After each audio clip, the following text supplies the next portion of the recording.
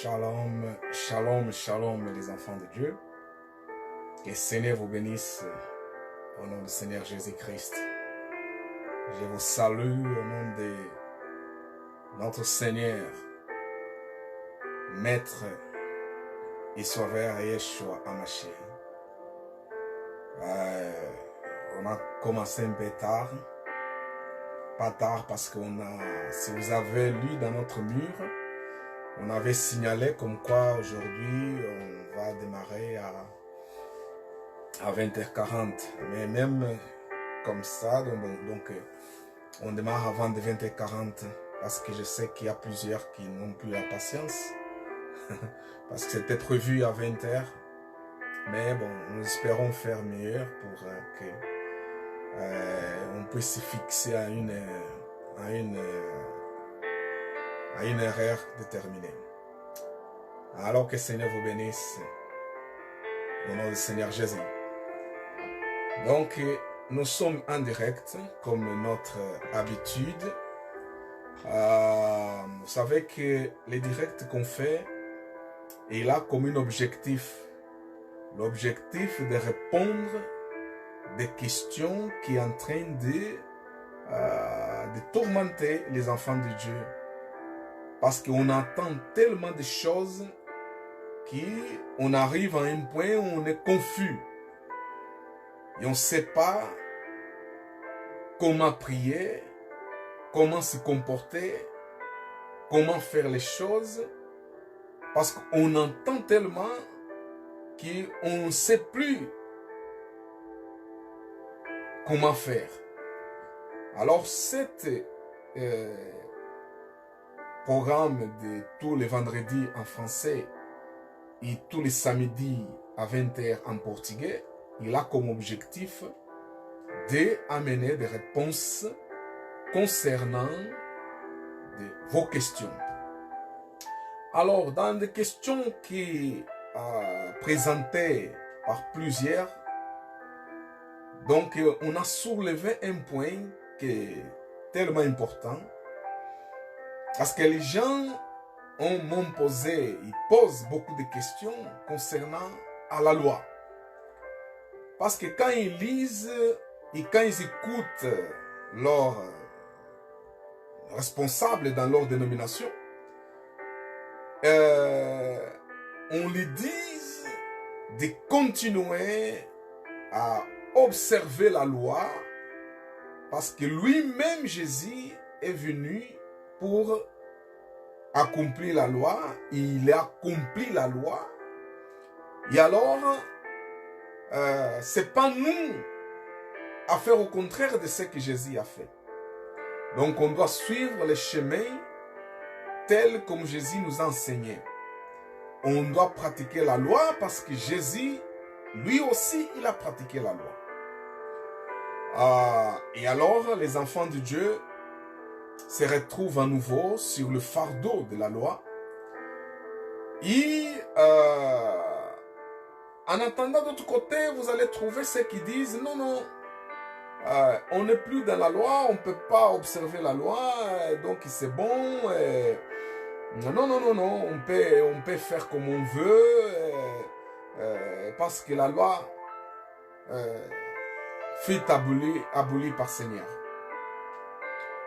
Et alors, toutes ces questions montrent que le peuple de Dieu est vraiment préoccupé.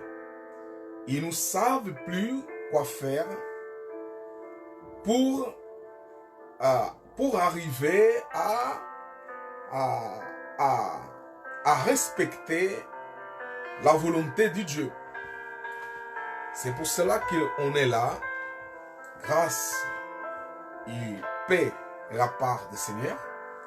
On est là pour vous aider à comprendre quel était le raisonnement de notre Seigneur, quelles étaient les pensées de notre Seigneur à propos de la loi qui a tourmenté tellement dans les assemblées et qu'on se rend compte que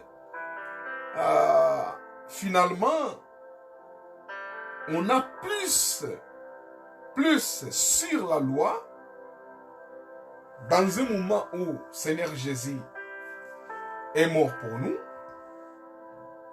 qui avant. Et donc, la loi est en train de poser beaucoup d'incompréhension à plusieurs enfants de Dieu.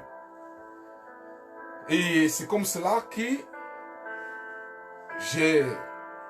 Seigneur m'a aidé à vous transmettre cette thématique d'aujourd'hui. La thématique d'aujourd'hui, il a comme question, pourquoi Seigneur Jésus a-t-il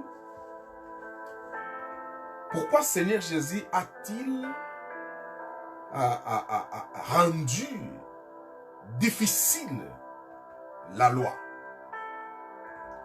Donc, c'est ça la question d'aujourd'hui. Quelle était la raison qui a mené Seigneur à rendre la loi difficile? Parce que apparemment, quand on lit les Écritures, on comprend que Seigneur a rencontré la loi au milieu du peuple d'Israël. Et le peuple d'Israël, à travers des sacrificateurs, à travers des pharisiens, même à travers des scribes, tous ces groupes religieux, ils poussaient le peuple à observer la loi telle comme elle était écrite. Telle comme elle était écrite. Alors, le problème c'est que au fur et à mesure que les gens pratiquaient la loi, ils s'éloignaient plus en plus de Dieu.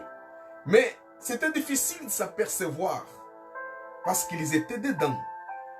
Ils étaient obligés. C'était leur quotidien. Ils dormaient en raisonnant selon la loi. Et leur vie, c'était se contrôler en fonction de la loi. Mais sauf que la loi était combattue par la chair. Parce qu'apôtre Paul dira que la loi, elle est spirituelle. Et je suis un homme charnel. Alors, un homme charnel est impossible qu'il respecte la loi telle comme Dieu l'avait déterminée. Alors, je voudrais partager avec vous, afin que vous compreniez pourquoi Seigneur Jésus, en venant sur la terre, lui-même a accompli la loi.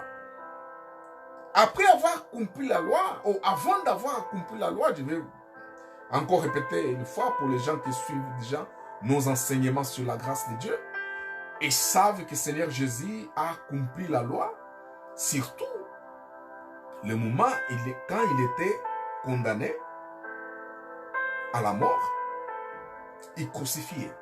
C'est là où Seigneur a achevé avec la loi. Alors, nous voudrions partager avec vous, au nom du Seigneur, les Écritures, pourquoi Seigneur a rendu lourd, il a rendu difficile la loi. Pourquoi? Pourquoi Seigneur a fait cela? Amen. Et donc, je voudrais partager avec vous de suite, selon les Écritures,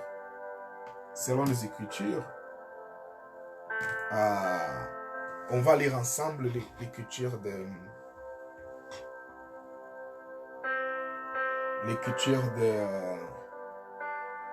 Alléluia, Alléluia. Matthieu. Merci Seigneur Jésus, merci Seigneur Jésus. Seigneur, sois loué, sois loué, sois loué. On va prier. Notre Dieu, nous te remercions pour cette étape. Nous n'avons rien de nous-mêmes à transmettre à ton peuple. Ton peuple a besoin d'être éclairci à propos de ton projet de salut. Seigneur, nous utilise comme ton instrument à travers de ton Esprit Saint. Que le Saint-Esprit puisse nous utiliser en étant les enfants de Dieu à qui le Père a confié la tâche d'éclaircir les projets du royaume.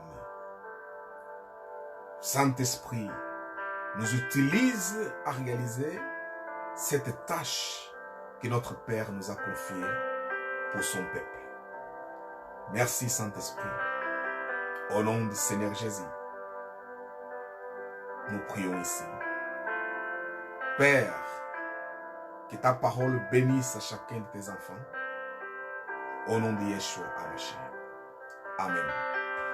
Hallelujah, hallelujah, hallelujah, hallelujah. Hallelujah, hallelujah, hallelujah. Hallelujah, hallelujah. Seigneur, sois loué, Seigneur, sois glorifié, sois exalté, sois bienvenu à vous tous qui vous allez entrer en direct.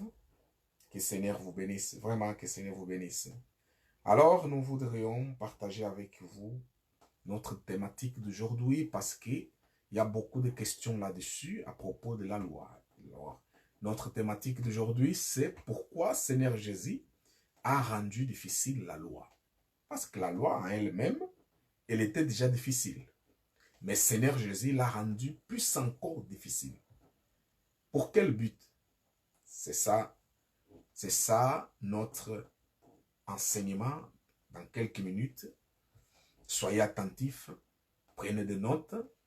Et si tu as une question par rapport à nos explications que tu n'as pas bien aperçues, que tu n'as pas bien compris, alors envoie-nous une email et nous, on va te répondre aussi, si nécessaire, par email, ou on va profiter de votre question comme une thématique qui peut faire s'ajouter avec d'autres thématiques, avec d'autres personnes qui ont les mêmes thématiques. Et à ce moment-là, on choisira cette question comme un thème à être enseigné aux enfants de Dieu. Amen. Que le Seigneur te bénisse au nom du Seigneur Jésus-Christ. Alors, je voudrais lire les Écritures. Alléluia. Alléluia. Alléluia. Matthieu. L'écriture de Matthieu dans son chapitre 5, hein, on va relever quelques écritures, quelques versets bibliques qui nous montrent clairement que Seigneur Jésus, il a interprété, il a endurci la loi. Que Seigneur il a endurci la loi. Amen. Donc, suivez-nous, parce que bon, des fois, je sais pas, il y a des gens, des fois, qui aiment écouter le pasteur qui crie, il y a ceux qui ne crient pas, mais doucement, on parle à propos du secret du royaume de Dieu. Et celui qui est attentif, que le choix de Dieu est sur lui, il nous écoute. Amen. Ce que nous enseignons, nous n'enseignons pas pour tous, mais nous enseignons pour ceux que Dieu a choisi avec un propos de son royaume. Amen. Alors, si vous êtes l'enfant du royaume, écoutez-nous attentivement pour que vous soyez éclaircis et être armés contre une fausseté qui peut être dangereux pour ta vie spirituelle. Amen. Donc, je voudrais lire dans l'Écriture, Matthieu chapitre 5. Matthieu chapitre 5, notre Seigneur et Maître. J'aime parler de notre Seigneur et Maître parce que Seigneur, il est notre Maître. Ok? Donc, son esprit en nous donne aussi la possibilité d'enseigner plusieurs. Alors, dans le Matthieu chapitre 5, on va trouver que notre Seigneur Jésus, il a utilisé des formalités pour faire comprendre qu'avec lui, la loi nous serait interprétée comme les pharisiens l'ont interprétée. Ok? La loi ne serait pas interprétée de cette façon. Alors, je commence par quelques versets qui montrent les endurcissements du Seigneur à propos de la loi. Amen. Matthieu chapitre 5, je commence dans le verset. Alléluia.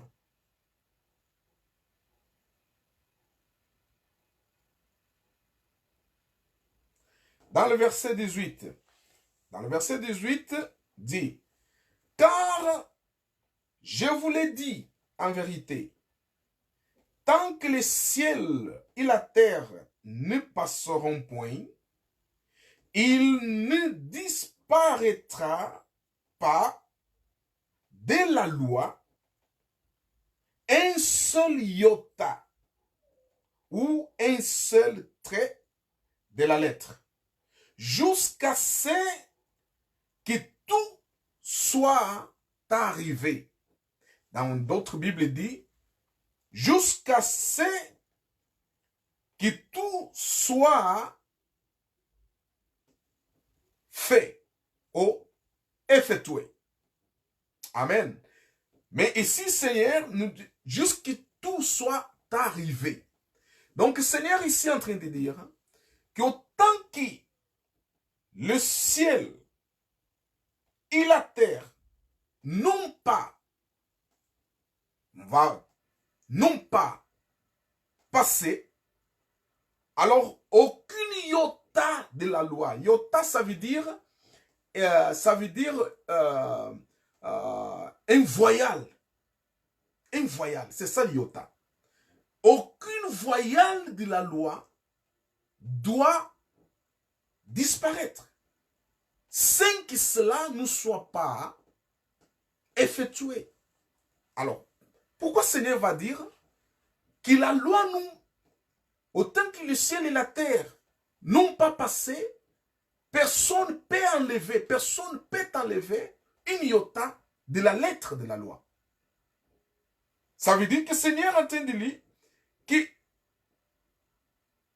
personne ne doit enlever, mais la personne ne doit pas enlever, mais oui, doit accomplir, doit respecter l'iota de la lettre de la loi. Alors, pourquoi Seigneur dit ça? C'est une question qu'on va répondre au fur et à mesure que vous allez nous entendre. Vous allez recevoir la réponse. Notez dans votre cahier comme une question. Pourquoi Seigneur dit qu'aucune iota de la loi ne doit pas être retirée sans que la loi soit accomplie ou réalisée? Bon, la réponse, je peux déjà anticiper de vous dire, parce que lui-même, Seigneur, est venu pour accomplir la loi. Est-ce que vous l'avez? Parce que lui-même est venu pour accomplir la loi. Alors, c'est un iota de la loi est enlevé, automatiquement la loi ne pourrait pas être accomplie. Alors, si la loi ne pourrait pas être accomplie, lui-même ne pouvait pas accomplir la loi.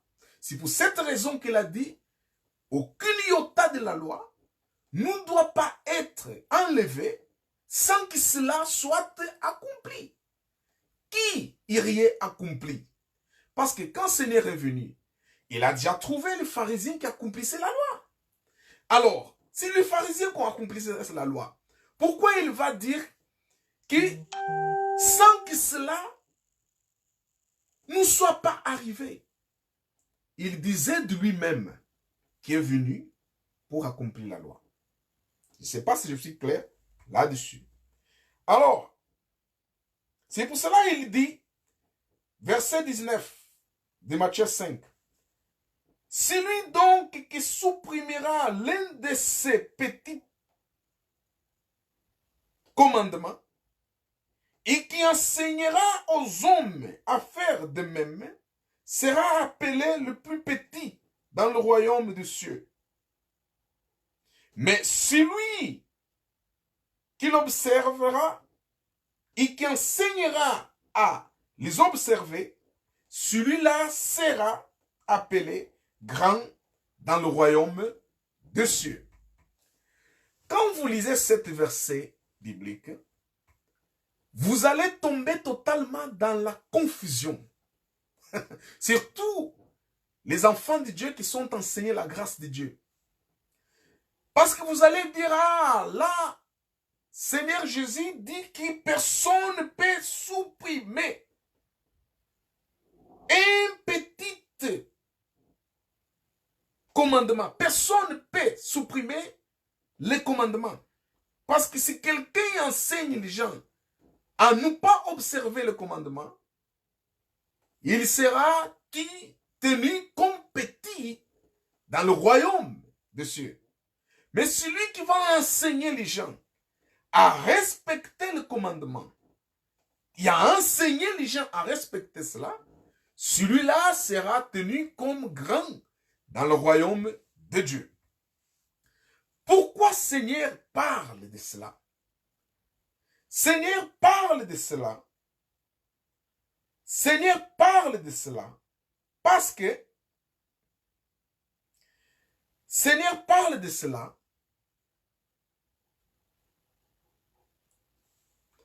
parce que quand vous lisez dans les Écritures, je vais lire ici avec vous. Alléluia. Alléluia. Alléluia. Dans le même Matthieu chapitre 5 verset 17, il dit, ne croyez pas que je suis venu pour abolir la loi et les prophètes. Je suis venu non pour abolir, mais pour accomplir. C'est pour cette raison que le Seigneur dit cela, que personne ne peut annuler. Oh, personne ne peut pas enseigner les gens à faire quoi?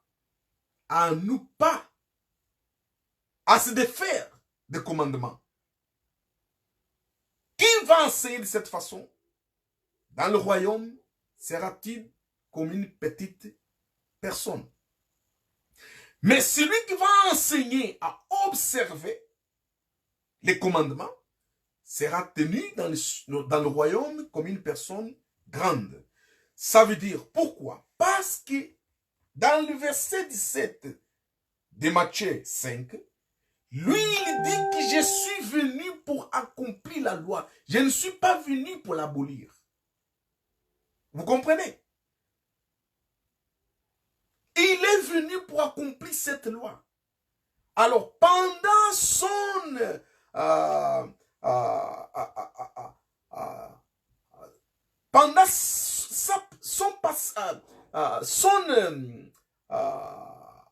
période, pendant la période que lui, il était sur la terre, il savait qu'il est venu pour accomplir cette loi. Il ne pouvait pas enseigner les gens à se défaire d'elle. Parce que si les gens décidaient à ce moment-là à se défaire de la loi, alors la loi serait inutile et lui-même ne pouvait pas accomplir quelque chose qui était inutile. Est-ce que vous comprenez? Il ne pouvait pas accomplir quelque chose qui est aboli, quelque chose qui n'existe plus. Alors, il fallait que lui, Seigneur, met en considération l'importance de respecter le commandement et la loi pour que les gens voient cette loi et commandement réalisés par lui, achevés par lui. C'est pour cette raison que le Seigneur parle de cela. Seigneur ne parle pas ça comme une façon de dire les gens qu'on va continuer à s'en servir, à vivre sur la loi. Non, il dit simplement pendant les périodes qui, lui, était présent sur la terre. Alors, vous me direz, mais pourquoi il a dit alors les cieux, pendant que les cieux et la terre existent, aucune iota ne peut pas être enlevée de la loi? Par la même raison. Parce que lui est venu pour accomplir cette loi. Est-ce que vous comprenez? Comme lui est venu pour accomplir cette loi, on ne peut pas enlever une iota de cette loi. Il fallait laisser la loi telle comme elle est. Il fallait laisser le commandement tel comme il est, afin que lui puisse faire quoi? L'accomplir. Est-ce que vous vous avez compris ça. Je répète, Matthieu 5, verset 17. Ne croyez pas que je suis venu pour abolir la loi ou les prophètes. Je suis venu non pour abolir, mais pour l'accomplir. Comment il pouvait accomplir si la loi serait abolie? Il n'y avait pas la logique. Alors, il fallait laisser la loi afin que lui puisse faire quoi? L'accomplir parfaitement, tel comme Dieu l'a demandé. Je ne sais pas si je me fais comprendre. C'est pour cette raison de l'accomplissement de la loi de la part du Seigneur qu'il a parlé de ces deux choses. Qu'il a parlé de ces deux choses. Qu'il a parlé qu'aucun iota de la loi ne peut pas être enlevé.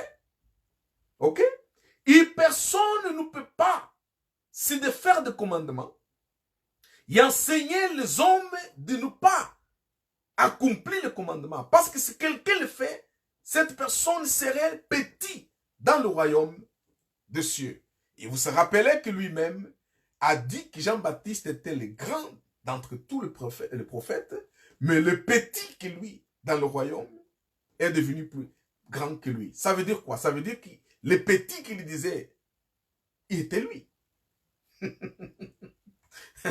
Alléluia. Alléluia. Il faut comprendre les pensées de Dieu.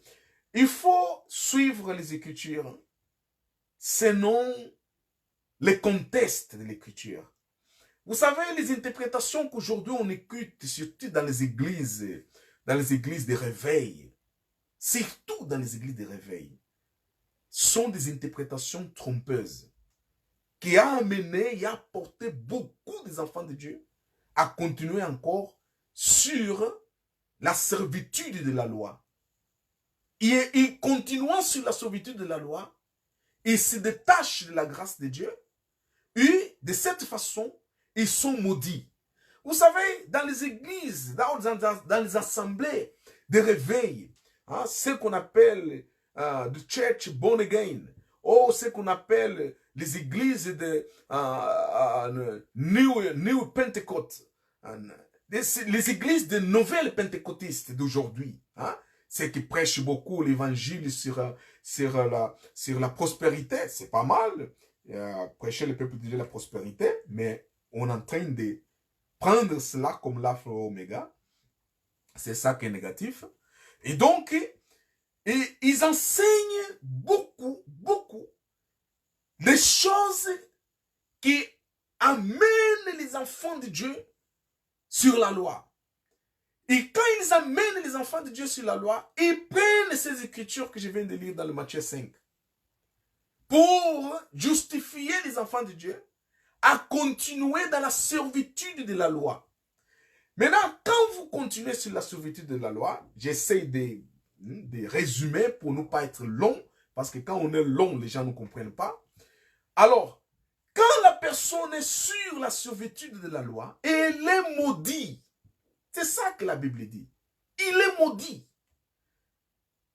Dans les assemblées de réveil, dans les assemblées de nouvelles pentecôtisme d'aujourd'hui, hein, de ce siècle, hein, vous allez trouver ce qu'on appelle, vous allez trouver que les gens souvent prient beaucoup, mais les choses ne changent pas dans leur vie. Les gens souvent font tout que le pasteur demande.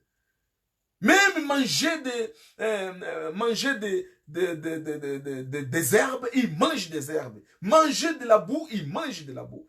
Ils boivent des liquides, n'importe quel liquide que le pasteur donne ces gens-là à boire. Les gens boivent cela en attendant que leur vie va changer. Mais la vie ne change pas. Il n'y a aucun changement dans leur vie. Vous savez pourquoi? Parce qu'ils sont sur la loi. Comme ils sont sur la loi, la malédiction est sur eux. Vous voyez? C'est pour cela que vous voyez plusieurs en train d'enseigner des techniques au peuple de Dieu pour être bénis. Techniques de combat spirituel. Mais rien ne change dans leur vie. Rien ne change dans leur vie. Pourquoi? Parce qu'ils sont sur la loi. La loi, c'est l'enseignement. La loi, c'est le fondement de leur enseignement. Alors, comme ils sont sur la loi, l'Écriture dit dans le Galate que celui qui est sur la loi, il est sur la malédiction. Alors, la malédiction est sur ces gens parce qu'ils sont sur la loi. Et le pasteur, comme il n'a pas le discernement, il n'a pas compris qu'on est dans la nouvelle alliance. Il faut prêcher la grâce, il faut enseigner la grâce de Dieu au peuple de Dieu, afin que le peuple de Dieu puisse être délivré de la condamnation du péché et a posteriori avoir la concrétisation de la bénédiction dans leur vie en Jésus-Christ. Alors, ils n'enseignent pas ça. Ils enseignent le peuple de Dieu à suivre et à se soumettre à la loi.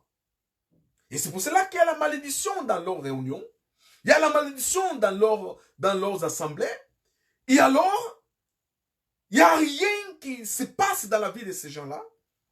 Ils sont devenus des vrais religieux, des vrais pharisiens d'aujourd'hui, qui vont simplement dans les assemblées pour faire des comptes, mais sont pires que les païens, pires que les gens qui n'ont jamais entendu parler de Jésus.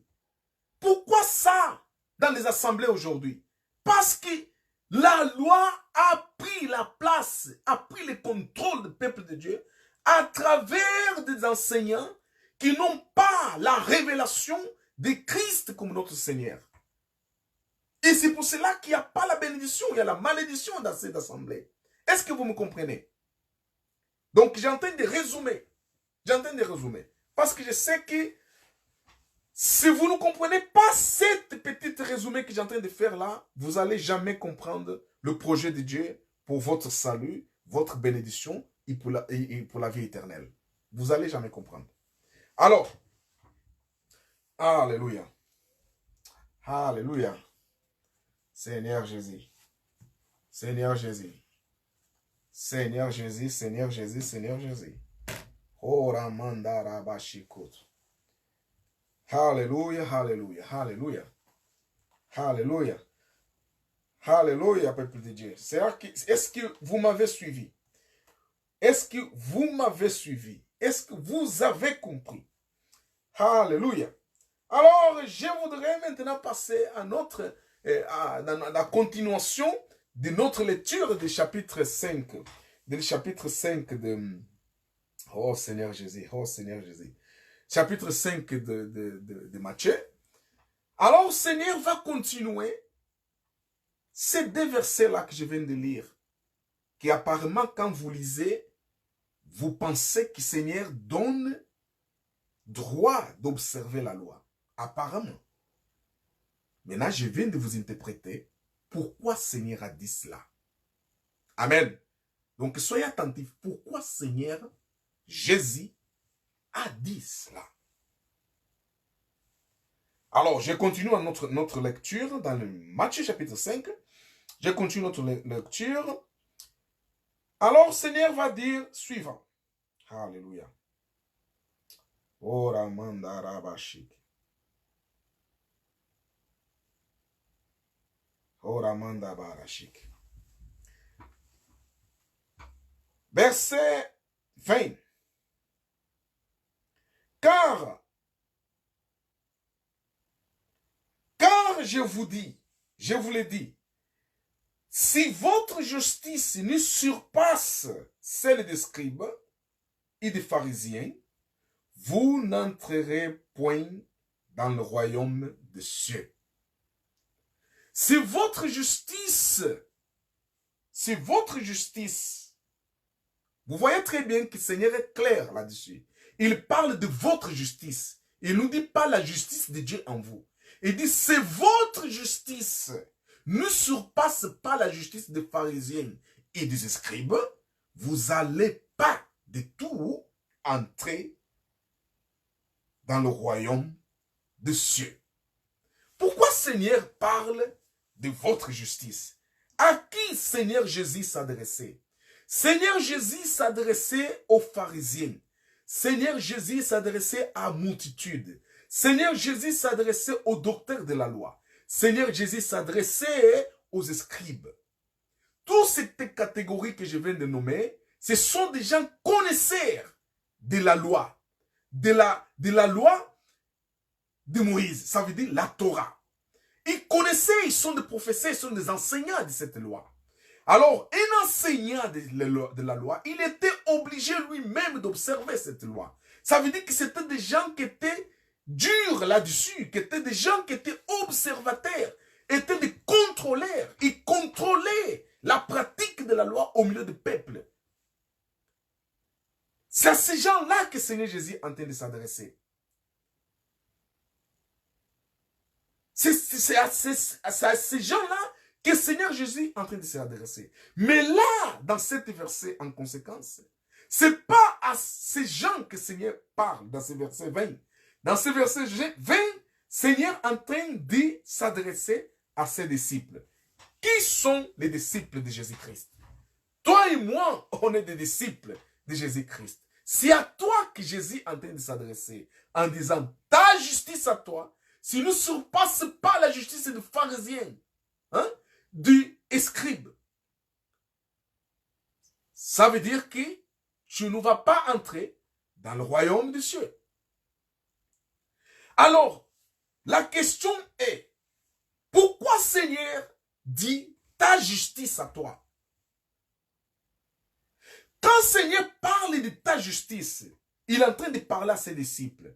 À cette époque, les disciples n'avaient pas encore, saisi, ou ils n'étaient pas encore sur la couverture de la nouvelle alliance. Parce que la nouvelle alliance était mise en place après la mort et la résurrection du Seigneur Jésus. C'est pour cela qu'apôtre Paul parle de la croix. C'est à la croix que la nouvelle alliance est mise en place. Mais avant la croix, c'était la loi, l'ancienne alliance. Alors Seigneur va s'adresser à ses disciples en disant, si votre justice à vous ne surpasse pas à des pharisiens, ça veut dire les enseignants de la loi, alors vous n'allez pas entrer dans le royaume. C'était difficile. C'était difficile. Comment possible, ces disciples de Christ, qui observaient encore la loi, c'est pour cela quand vous voyez les écrits de l'apôtre Pierre, surtout apôtre Jean, vous allez trouver beaucoup de recommandations sur la loi. Parce qu'ils ont vécu avec le Seigneur à l'époque de la loi. Est-ce que vous comprenez? Ils ont vécu à l'époque de la loi avec le Seigneur. Alors, Seigneur va lui dire que votre justice à vous doit surpasser la justice des pharisiens et des scribes. C'était impossible. Là, vous voyez maintenant que le Seigneur est en train d'endurcir, en train de rendre difficile la tâche d'observation de la loi à ses disciples. Mais par quelle finalité le Seigneur fait cela? Par quelle finalité? Parce que ses disciples à lui, avant de devenir ses disciples, ils étaient disciples de la Torah. Ils suivaient l'école du Shabbat. Ils suivaient les enseignements de la loi. Ils étaient obligés d'observer la loi.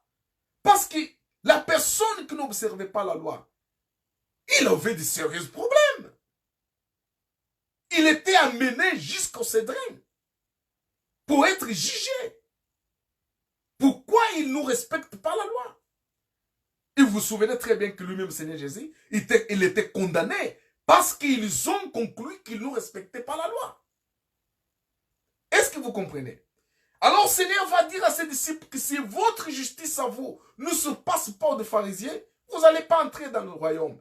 Ça veut dire quoi? Ça veut dire que le Seigneur est en train de faire comprendre à ses disciples que ne cherchez pas votre justice à vous. Parce que votre justice à vous va pas surpasser d'aucune manière la justice pratiquée par les pharisiens et les scribes. Parce que la justice pratiquée par les pharisiens et les scribes, c'était une justice posée, fondée sur la loi, sur la Torah. Vous comprenez? Sur la pratique de la loi. Maintenant, la personne qui va chercher, pratiquer sa justice à lui, et cette justice n'était pas basée sur la loi, c'était impossible. C'était impossible. Alors Seigneur est en train de rendre difficile la loi. Est en train de rendre difficile la pratique de la justice personnelle. Est-ce que vous comprenez? La même justice personnelle qu'aujourd'hui vous entendez dans vos assemblées, que les enseignants dans vos assemblées vous persuadent à accomplir, à réaliser, à effectuer, pour que vous soyez justifiés par Dieu, pour que vous soyez rendus justes aux yeux de Dieu. Regardez ici, Seigneur Jésus est en train de dire, c'est ta justice à toi, ne surpasse pas à des pharisiens et des scribes, tu ne vas pas entrer dans le royaume. Alors, ma question, est-ce que toi, tu peux réaliser un jour une justice qui va surpasser la justice des pharisiens? Jamais. Jamais. Est-ce que tu vas réaliser une justice qui va surpasser la justice des scribes? Jamais. Parce qu'un pharisien et un scribe, ce sont les pratiquants de la loi de Moïse. Ce sont les pratiquants de la loi de Moïse. C'est à travers de la loi de Moïse que le Seigneur a dit, c'est lui qui pratiquera la loi, il vivra par cette pratique de la loi. Ça veut dire que quand vous pratiquez la loi, vous allez vivre par rapport à cette pratique de la loi. Vous comprenez ça? Le problème, ici, on commence déjà à voir que Seigneur Jésus est en train de rendre les choses dures et compliquées. Et compliquées. Parce que ta justice à toi ne peut pas surpasser à la justice des pharisiens, mais la justice des scribes. Pourquoi? Parce que tu es un païen. Tu es un grec. Tu es quelqu'un loin de la promesse. Tu es quelqu'un qui est considéré comme une personne qui est séparée de Dieu. Parce que tu es un païen. Tu n'es pas un juif. Ok? Tu n'es pas un juif. Il étant un païen et non juif, ta justice à toi ne peut pas surpasser la justice d'un juif qui pratique la Torah. C'est impossible. Mais aujourd'hui, vous allez trouver les enseignants dans les assemblées inciter le peuple de Dieu à pratiquer et à vivre par leur propre justice. Quand ici, Seigneur est en train de rendre difficile la justice des disciples en disant, votre justice à vous doit surpasser la justice des Juifs. Mais c'est ça que vous entendez aussi dans vos assemblées. On vous enseigne que votre justice doit surpasser la justice de qui? Des pratiquants de la loi. Quand vous-même, vous êtes pratiquants de la loi. Combien de ceux qui se disent qui sont des croyants en Jésus-Christ auraient dû vivre dans la foi en Jésus, il vit dans la foi, dans la pratique de sa justice. C'est là où dans vos assemblées, il y a quelques-uns qui pensent qu'ils sont plus saints que les autres. Il y a quelques-uns qui pensent qu'ils peuvent condamner les autres. Il y a quelques-uns qui pensent que eux, le royaume du ciel les est déjà ouvert. Pourquoi? Parce qu'ils pensent qu'ils pratiquent de bonnes œuvres. Parce qu'ils pensent qu'en relation les autres, lui, il est plus saint que les autres. Pourquoi? Parce que l'autre fait quelque chose qui est vraiment condamnable. Les péchés capitaux dans les assemblées. Adultère, boire de l'alcool. Ça, ce sont des péchés capitaux.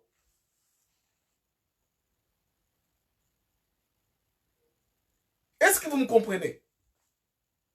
Et là, Seigneur en train de rendre les choses difficiles encore. Seigneur en train de renvoyer les disciples dans leur propre justice. Pas dans la justice qui vient de la foi en Jésus, en lui, comme notre Seigneur. Mais la justice qui venait de leurs œuvres à eux. Dans la pratique de leurs œuvres.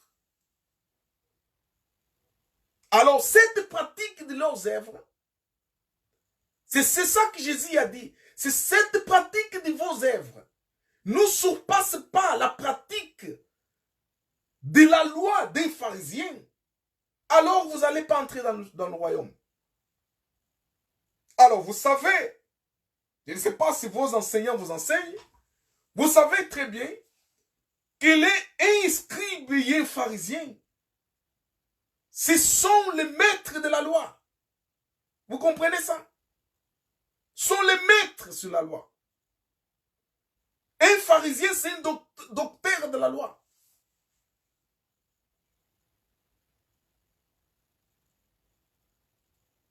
Il enseigne la loi. Il contrôle l'application de cette loi. Alors toi, un païen,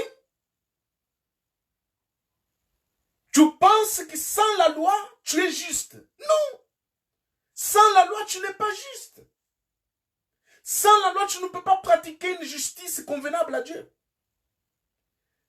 Alors, si sans la loi, tu ne peux pas pratiquer une justice convenable à Dieu, ça veut dire que toute chose que tu croyais bien faire, c'était inutile. Est-ce que vous comprenez? Il fallait passer par la loi, afin que la loi puisse approuver les œuvres que tu pratiquais. Et alors, qui était le détenteur de la loi? C'est les pharisiens. Les pharisiens que Seigneur Jésus t'a dit que si ta justice à toi ne surpasse à sa justice à lui, tu ne vas pas entrer. Ça veut dire qu'il fallait aller amener ta justice à toi. Tes beaux œuvres. Amener ça à pharisiens. Afin que le pharisien puisse observer selon la loi si cela est correct aux yeux de Dieu ou pas. Alors, comment ta justice à toi peut surpasser la justice des pharisiens? C'est impossible. C'était impossible. Et là, vous voyez que le Seigneur est en train de rendre les choses difficiles.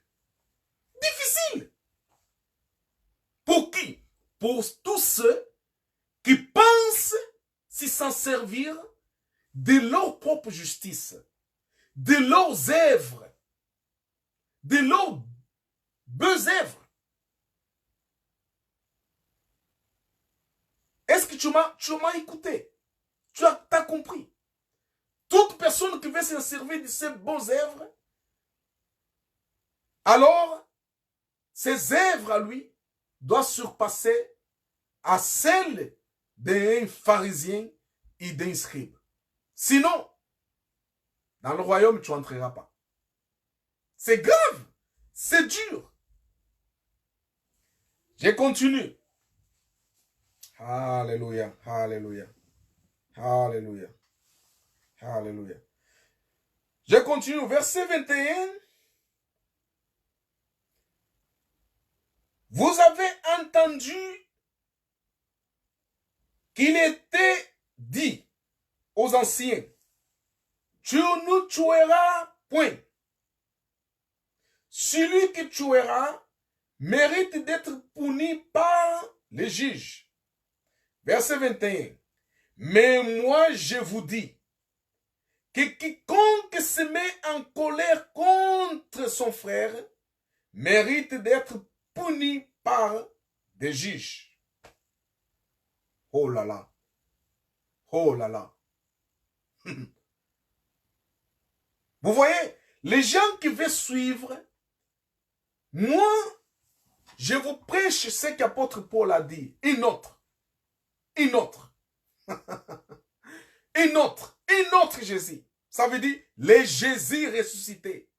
Celui qui est ressuscité, c'est celui que nous vous prêchons, c'est celui que nous vous enseignons. Maintenant, il y a un autre Jésus, celui qui était sur la terre. C'est Jésus qui était sur la terre. Elle a vécu une époque qui était l'époque de la loi.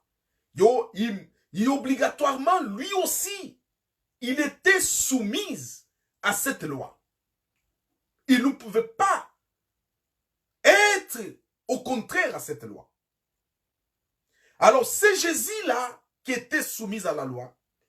Il est en train de dire ici, vous avez entendu parler, dire que la loi dise que tu ne tueras pas. Amené et puni par des juges. Et maintenant, regardez, qu'est-ce qu'il lui va dire, Seigneur va dire.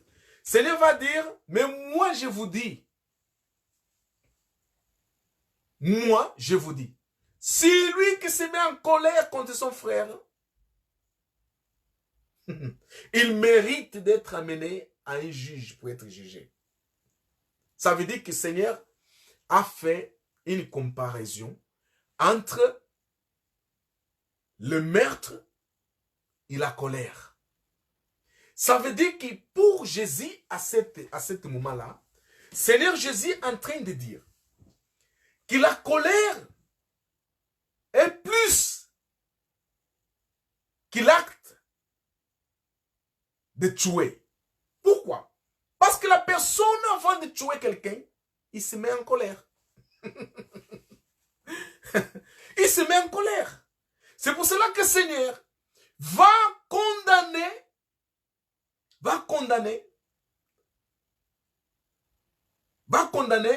la cause et pas l'effet. Si vous allez voir, vous allez me suivre, si vous allez comprendre que le Seigneur, il condamnait la cause et pas l'effet. En fait, c'est comme chez vous, vous voyez le fumer quelque part et vous dites, oh, laisse tomber. Maintenant, quand il y aura le feu, c'est là où tu veux maintenant faire quoi? Faire tout pour éteindre le feu. Non, il fallait éteindre le feu quand il y avait la cause, ça veut dire le fumé. Quand tu avais le fumé, il fallait éteindre. Parce que le fumé, derrière le fumé, il y aura quoi? Le feu. C'est ça que Seigneur Jésus est en train de dire ici. Seigneur Jésus dit, vous avez entendu parler que celui qui tue doit être amené, il mérite d'être amené au juge pour être condamné, pour être jugé et condamné. Mais moi je vous dis que celui qui se met en colère contre son frère, il est digne d'être amené au juge pour être jugé et condamné. Ça veut dire, c'est le fait. C'est le fait. L'effet des meurtrières, c'est la colère. Alors, maintenant la personne qui tombe sur la loi de Jésus, sinon l'interprétation que le Seigneur Jésus est en train de donner ici, tu comprendras que finalement, c'est pas la personne qui a tué,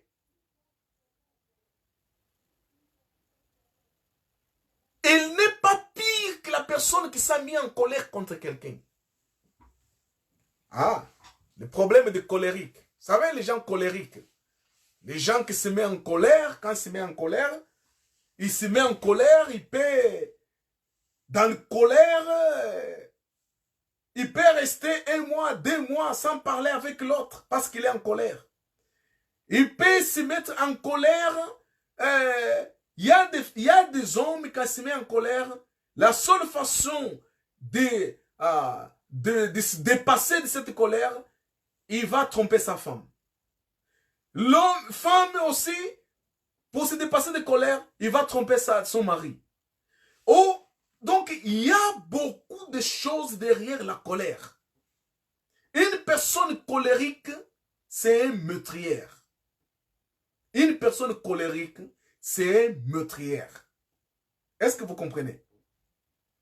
Est-ce que vous comprenez? Maintenant, quand vous entendez les enseignements de la loi dans vos assemblées, on vous parle simplement, ah, tuer, oh, adultère, oh, boire de l'alcool, patati. Il vous parle de ça. Ça, ce sont des péchés capitaux dans vos assemblées. Ok?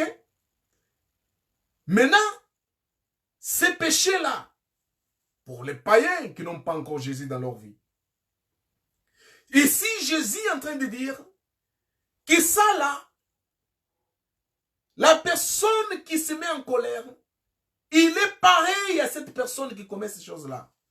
Maintenant, là, vous allez comprendre que finalement, quand toi, tu condamnes ton frère qui boit de l'alcool, mais toi, tu es une colérique, tu es pareil que lui, pire que lui. Tu es pire que lui parce que Jésus ici est en train de comparer les meurtrières avec les colériques.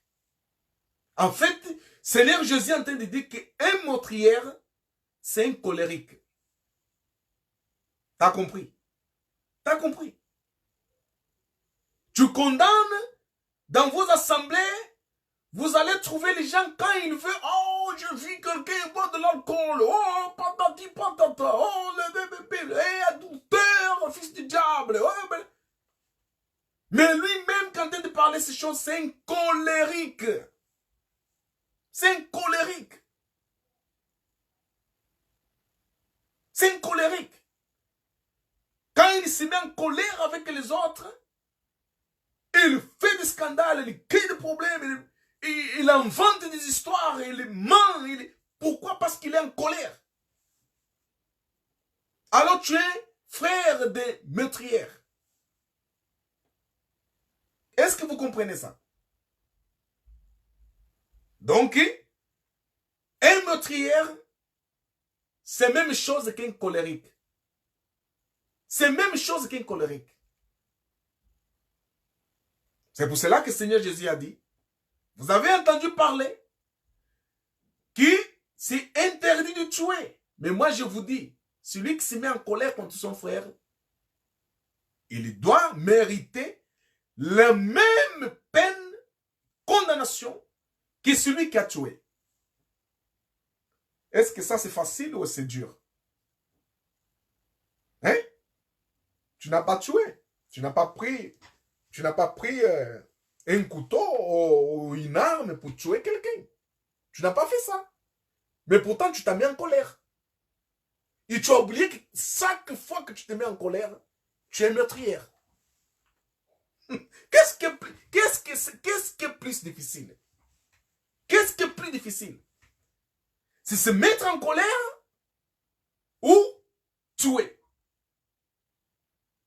Aux yeux des hommes, celui qui tue, c'est une personne détestable.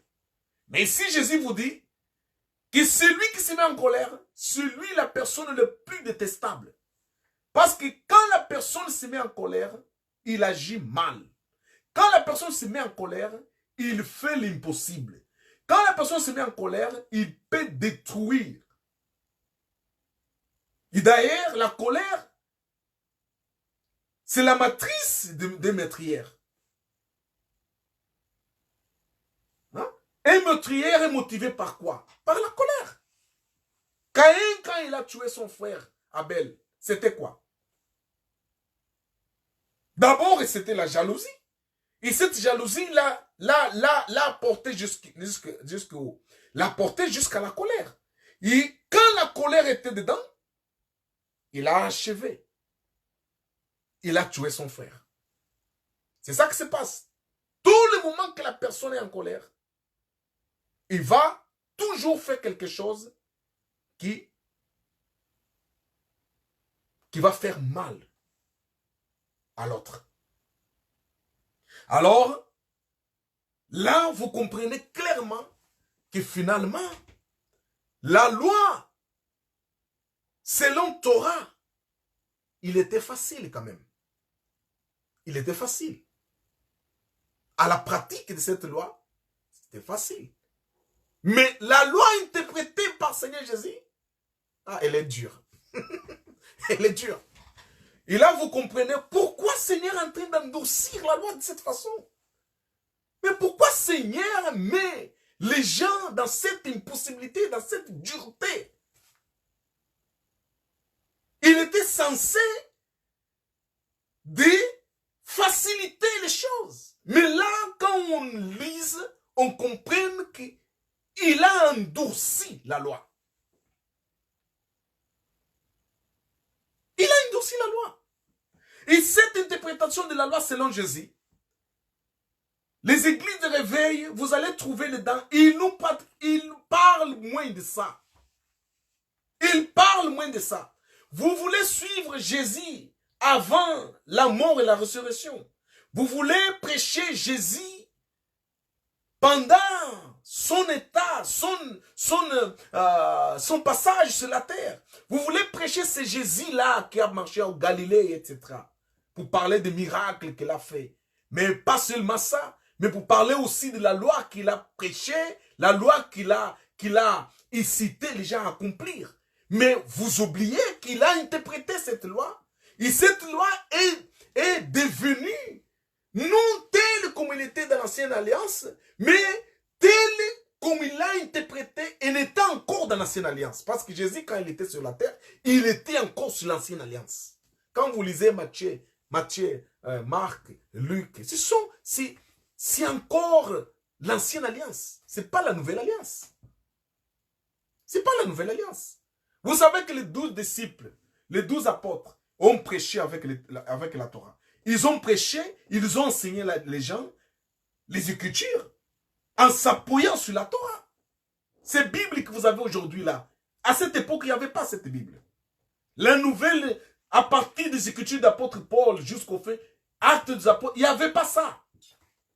Il n'y avait pas ça. Même Matthieu, il n'y avait pas cette Écriture de Matthieu.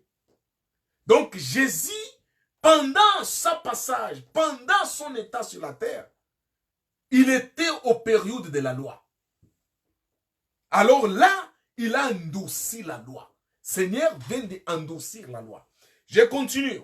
Dans le même verset 22, Seigneur continue à dire, et que celui qui dira à son frère Raka mérite d'être puni par les Cédriens. Raka, c'est une expression araméenne qui ça veut dire vaurien.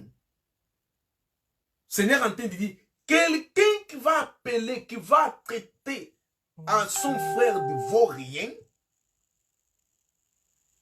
il mérite d'être amené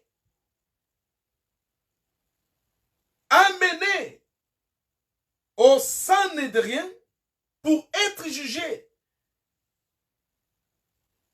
Sanhédrin, c'était quoi? C'était un ensemble de juges religieux qui était composé par, c'était une espèce d'un tribunal religieux. Dans ce tribunal, il y avait était composé par des membres, par 71 membres dedans. Ces 71 membres étaient composés de scribes anciens, et de membres de familles, de sacrificateurs. C'est ceux qui composaient cet comité ou cet ensemble de membres qui contribuaient, qui composaient le tribunal religieux pour juger des cas religieux. Ça veut dire que quand vous ne pratiquez pas la loi, vous vous souvenez que Jésus était amené à ces gens-là pour être jugé. Et donc, quand il était devant les grands sacrificateurs, C'était pour ça. Alors, ces gens-là, ils avaient une importance et objectif de contrôler la faisabilité de la loi, la pratique de la loi.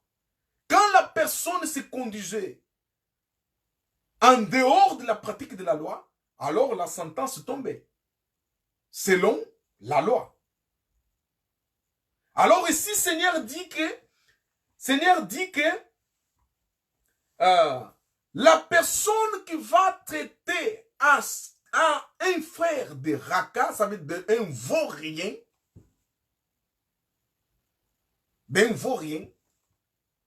doit être amené au Sanhédrin pour être quoi? Jugé. Oh là là là là là, c'était dur. C'est dur, hein? C'est dur, la loi. Oh là là là là là là là.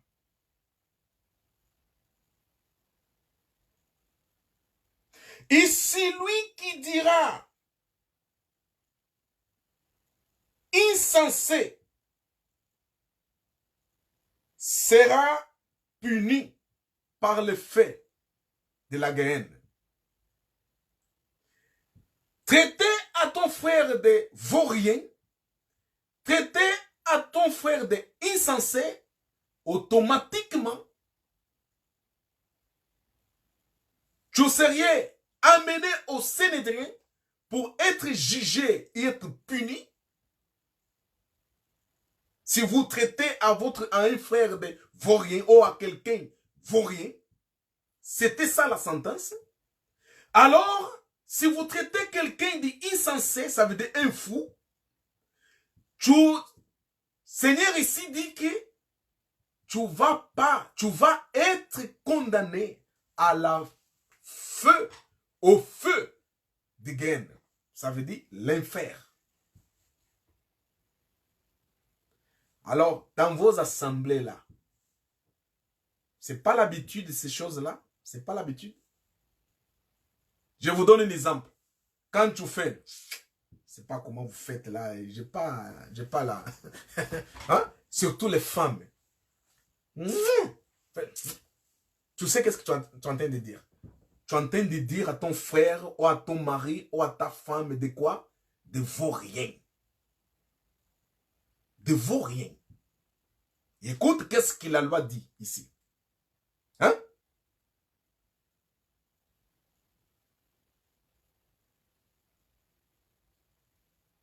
Tout le vocabulaire, tout le comportement que la personne utilise pour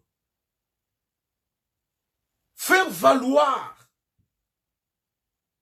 mépriser, traiter quelqu'un de vaurien, la personne, Jésus dit qu'il doit être amené au Sanhédrin pour être puni.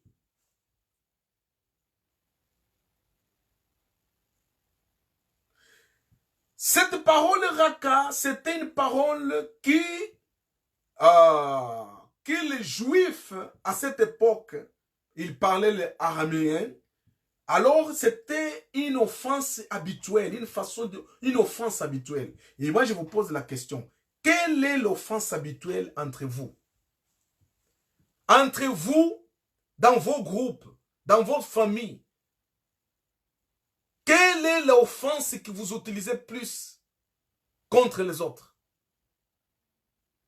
Alors, cette offense-là signifie traiter quelqu'un de raka. Raka, ça veut dire traiter quelqu'un de vaurien. Ok? C'est traiter quelqu'un de vaurien.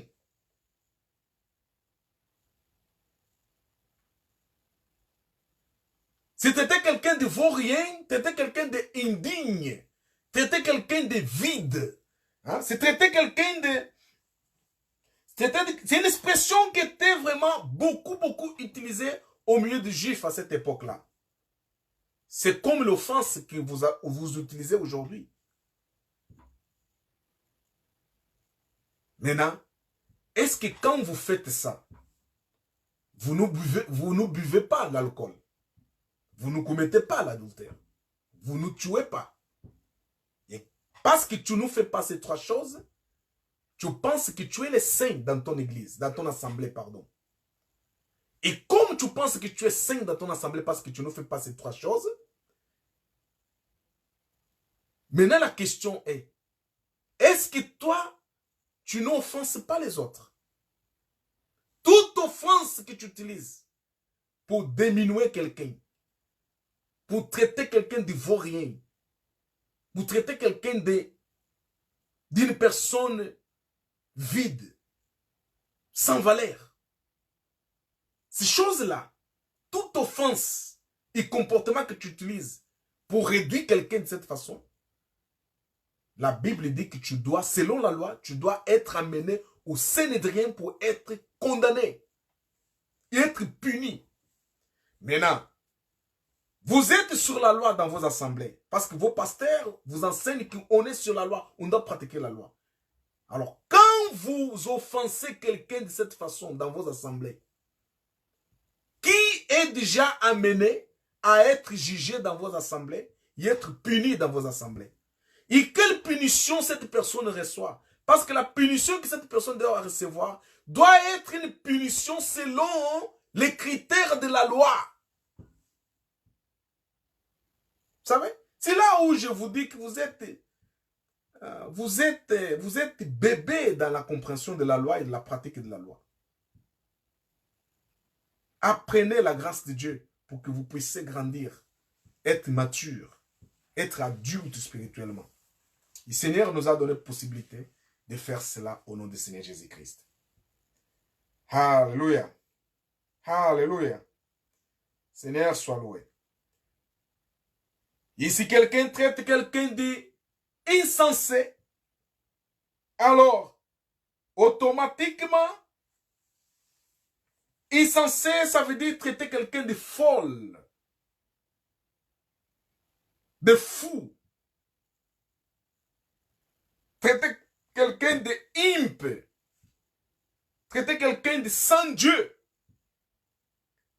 C'est ça que ça veut dire être insensé.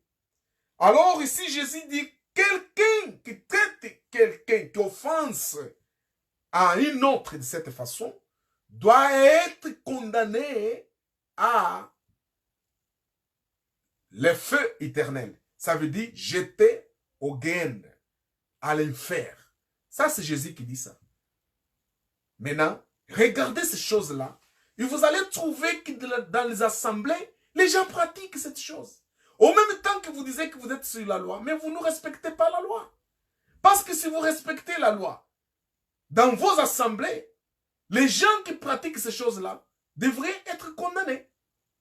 Vous comprenez? Devraient être condamnés. C'est pour cela que je dis qu'on dit, selon la compréhension de l'écriture, qu'aujourd'hui on a les assemblées d'aujourd'hui sont des assemblées composées de pharisiens. Les soi-disant chrétiens d'aujourd'hui sont les pharisiens d'aujourd'hui. Regardez ça. Si vous m'avez suivi, ce que je viens de dire, tu as compris. Et tu vas comprendre. Et tu vas conclure avec moi que véritablement, finalement, dans nos assemblées, ou dans les assemblées d'aujourd'hui, hein, pas dans notre assemblée, dans la grâce, mais dans les assemblées qui pratiquent la loi, les gens sont des pharisiens d'aujourd'hui. Sont des pharisiens d'aujourd'hui. Alléluia. Dans le Matthieu 5, je continue. On était dans le verset 22.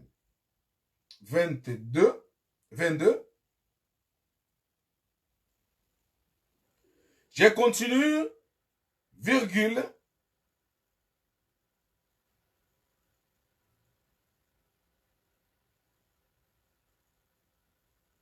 Verset 27. Verset 27 dit, Jésus dit, vous avez appris qu'il était dit, tu ne commettras point d'adultère. Verset 28. Mais moi je vous dis que quiconque regarde une femme pour la convoitire a déjà commis un adultère avec elle dans son cœur. Regardez, Seigneur Jésus est en train de rendre la loi très difficile. Mais vraiment très difficile. Si vous m'avez suivi jusque-là, vous allez vraiment conclure avec moi que vraiment, pasteur, c'est vrai que la loi qui était pratiquée dans le Torah, Jésus l'a rendue très dure. Très dure. Très dure. Un meurtrier était comparé à quelqu'un colérique. Ça veut dire une personne qui est colérique, Jésus le considère que c'est un meurtrier, une meurtrière. Ça veut dire, quand vous entendez qu'il y a les gens qui sont en train de tuer les gens à gauche, à droite, vous dites, ah, ils sont des pécheurs, il faut que Dieu punisse ces gens-là parce qu'ils sont des meurtrières. Jésus ici dit, sinon pas seulement eux, toute personne qui se met en colère est un meurtrière. Là, c'est dur. C'est dur, là. Toute personne qui se met en colère est un meurtrière. Vous comprenez là, par là, que Seigneur Jésus est en train de rendre dure la loi, difficile la loi. Mais pourquoi il est en train de rendre difficile la loi? La loi en elle-même était déjà difficile. Mais ici, Seigneur Jésus le rend encore plus difficile encore. Mais pour quel but? Pour quel but, Seigneur, fait ça?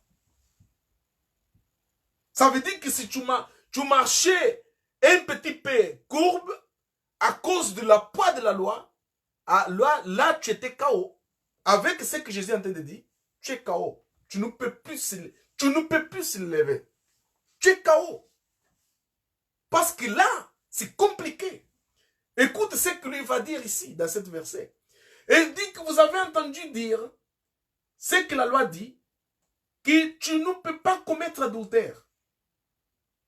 Mais moi, Jésus, je vous dis, que celui qui regarde une femme avec les yeux de le convoiter, et il a déjà commis l'adultère dans son intérieur.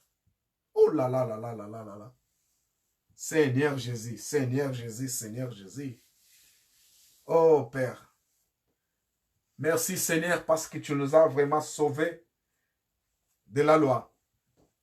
Merci Seigneur Jésus. Et quand je vois quelques élèves de la loi qui n'ont pas compris la loi, essayer de se justifier par la loi, essayer d'enseigner encore la loi, je dis, ils n'ont pas compris. Ils n'ont pas compris. Suivez-moi avec attention. Bon, je pense que c'est trop long. Hein? Peut-être qu'on va continuer cette thématique dans le vendredi prochain. Amen. On va continuer vendredi prochain parce que c'est très long. Hein? Et si Jésus dit, vous ont dit de ne pas commettre adultère. Mais moi je vous dis, celui qui regarde, en fait, le Seigneur est en train de dire, l'adultère, ce n'est pas le problème. L'adultère, ce n'est pas le problème. Je vous ai dit tout à l'heure que le Seigneur, il s'attaquait les causes et pas les faits.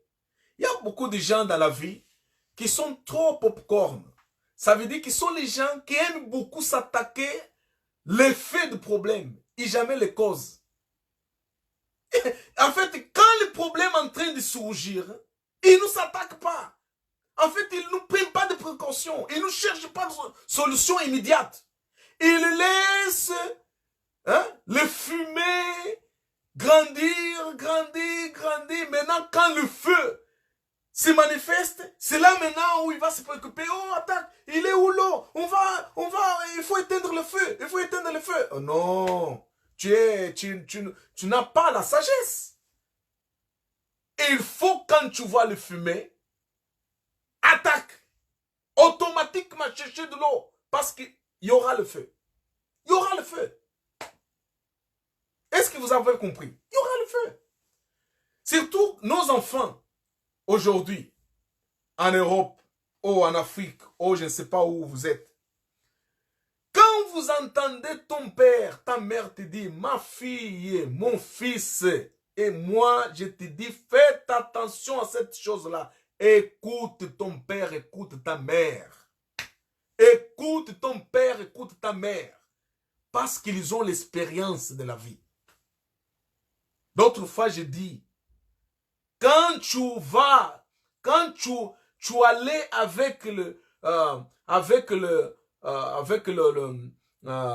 manioc, il venait déjà avec le poudre de manioc. Vous voyez? Donc, il faut comprendre ça. Il faut comprendre ça. C'est pour cela que le Seigneur a dit, c'est lui qui écoute son père et sa mère, Dieu va l'augmenter longs ans de vie. Ça veut dire que c'est une personne qui sera bénie. Mais aujourd'hui, diable a mis des choses ici en Occident qui a fait que les enfants n'écoutent plus ses parents. Et c'est la raison par laquelle vous voyez, nos enfants aujourd'hui sont dans le malheur. Sont totalement dans le malheur. Pourquoi? Parce qu'ils ne veulent pas écouter leurs parents. Écoutez vos parents. C'est un conseil qu'un père vous donne. C'est un conseil qu'un serviteur de Dieu vous donne. Écoutez vos parents. Avant de les juger, écoutez-les d'abord. Allez jusqu'au bout de son raisonnement. Après, donne-les ton opinion. Il n'est pas un fou. C'est un père qui t'aime au monde. Donc il t'aime et il veut te préserver. Te préserver des choses qui peuvent apporter des chagrins dans ta vie. Voyez, je parle ça parce que c'est de la même façon comme Dieu nous aime et Dieu prend soin de nous. Il nous parle tous les jours. Là, j'ai en train de vous transmettre ça. Pourquoi? Est-ce que j'ai fait ça pour être vu sur Internet? J'ai pas autre chose à faire. J'ai fait ça parce que c'est mon devoir. J'ai fait ça parce que Seigneur me donne l'ordre de le faire. Et quand je le fais, c'est pas moi, c'est pas ma sagesse, c'est pas mon vouloir que je vous transmets. Je vous transmets ce que Dieu, comme ton père et mon père, veut de toi.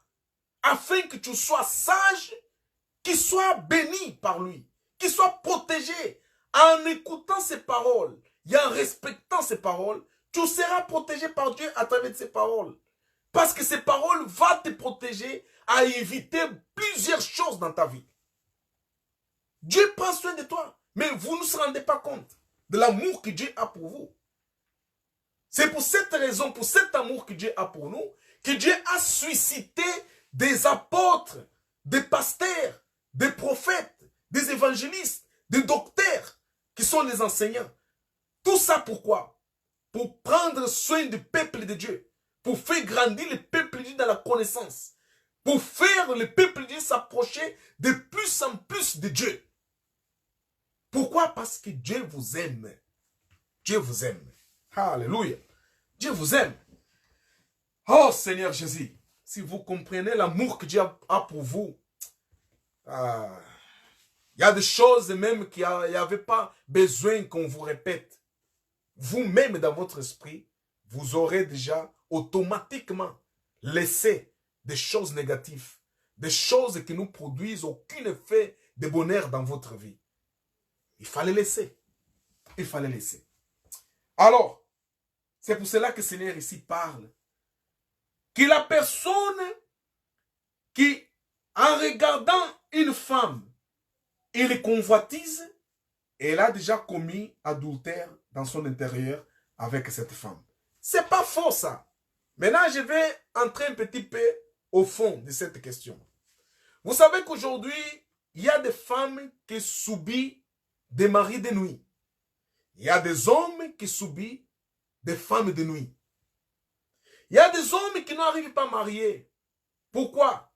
Parce que quand ils s'approchent d'une femme, la femme sent une odeur étrange en lui. Une odeur qui le repousse de la fille qu'il veut. Et de cette façon, il va d'échec en échec. Chaque fille qu'il cherche pour marier, la fille n'accepte pas. Parce que lui dégage une odeur. Mais lui-même ne sent pas cette odeur. D'autres gens ne sentent pas cette odeur. Cette odeur, quand il s'approche d'une fille qu'il ne veut rien envers elle, qu'il ne veut pas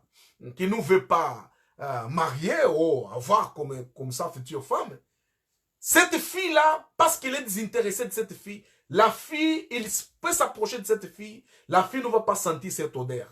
Mais à partir du moment qu'il met dans sa tête que je vais m'intéresser à cette fille, il va s'approcher, la fille va commencer à sentir une odeur étrange et la fille va se dégoûter de lui. Il ne va plus vouloir le voir ni s'approcher de lui. Et la personne se pose la question, mais pourquoi ça? Qu'est-ce que j'ai? C'est quoi le problème? Le problème, c'est que tu as une femme de nuit et toi, tu ne le sais pas. Cette femme de nuit, c'est un démon. Et où tu as pris cette démon où? Comment ça fait que tu as marié un démon? Ah, ça, c'est quelque chose que Dieu peut te délivrer si tu respectes la parole. Parce que la parole de Dieu, c'est comme une épée de dégomme. Ça veut dire que la parole de Dieu, il peut détruire cette démon dans ta vie. Une fois que tu vas prendre décision d'obéir la parole de Dieu, respecter la parole de Dieu, Dieu va utiliser cette parole pour te délivrer de cette démon. Parce que les démons suivent et entrent dans les gens qui n'ont pas la parole de Dieu en eux, qui ne respectent pas la parole de Dieu. Quand vous ne respectez pas la parole de Dieu, vous êtes en danger. Vous êtes sans protection. Est-ce que vous comprenez?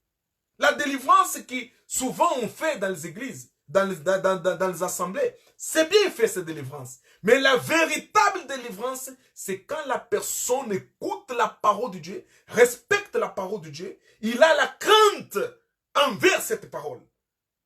Ça veut dire qu'il a cette parole, on a enseigné dans nos assemblées de la grâce de Dieu, on a montré que la parole, c'est lui-même Jésus.